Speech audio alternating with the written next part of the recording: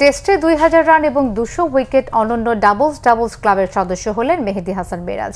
চট্টগ্রামে জিম্বাবুয়ের বিপক্ষে দলের প্রথম ইনিংসে সেঞ্চুরি করে এই কৃতিত্ব প্রদর্শন করেছেন মিরাজ। একই সাথে দ্বিতীয় টেস্টে সেঞ্চুরির পর 5 উইকেট নেয়ার আরেক রেকর্ড গড়ে ম্যাচ ও সিরিজ সেরাও হয়েছেন মিরাজ। সাইফুর রহমান চৌধুরীর রিপোর্ট। জিম্বাবুয়ের কাছে প্রথম টেস্ট পরাজয় ভিত কেঁপে উঠেছিল বাংলাদেশ ক্রিকেটের।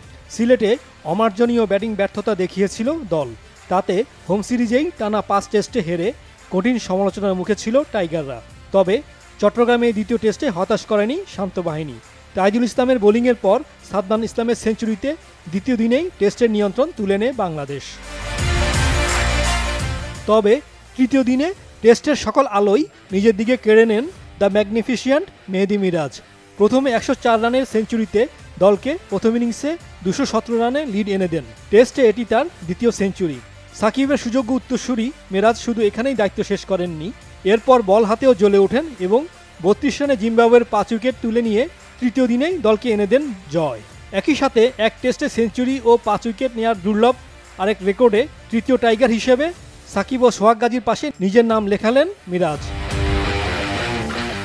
তবে শুধু সেঞ্চুরি এবং 5 উইকেট নিয়ে ফাইফারই নয়, চট্টগ্রাম টেস্টে আরও বড় কৃতিত্ব অর্জন করেছেন মিরাজ। সাকিবের পর দ্বিতীয় বাংলাদেশি অলরাউন্ডার হিসেবে টেস্টে অনন্য ডাবলস ক্লাবের ল্যান্ডমার্কে পৌঁছেন।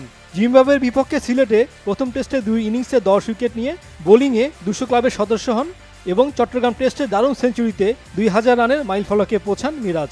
তাতেই টেস্টে 26তম ক্রিকেটার হিসেবে ডাবলস ক্লাবের গর্বিত সদস্য হলেন টাইগারদের এই চ্যাম্পিয়ন ক্রিকেটার।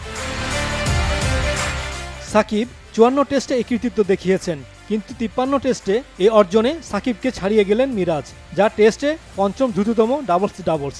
শুধু এই রেকর্ডে টেস্ট ক্রিকেটের বিখ্যাত 3 allrounder Ian Botham, Imran Khan, Kapil দেবের সাথে রবিচন্দ্র আশ্বিন মিরাজের চেয়ে এগিয়ে আছেন। Saifur Rahman Chowdhury, Bangla vision, sports desk.